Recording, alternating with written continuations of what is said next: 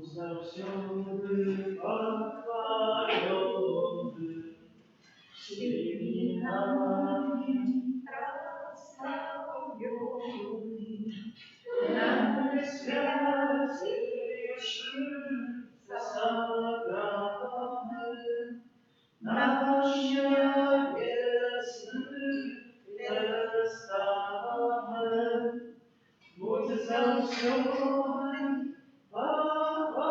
похвалёны всеми нами прославлёны, наисвятейшее собрание,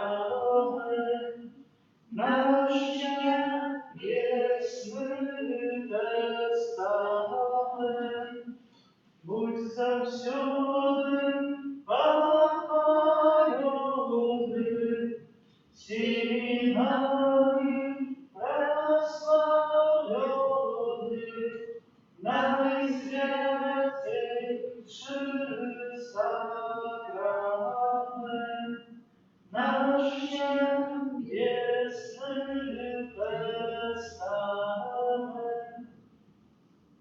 О Jezu najmilosrdniejszy, Twoje dobrenia bezkońce, a skarbu łaski nieuczerpalne.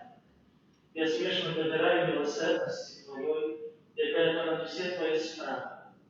Отдаюся Тебе цілком і безоговорочно, как таким чином жить и внучиться до христианской досконалости. Горячо желаю поширать Твою милосердность, раз виконання справ милосердности для душі, так і для тіла. Особливо клопотячися про навертання грешників, несучи утешення тим, кому потрібна допомога, хворим і засмученим.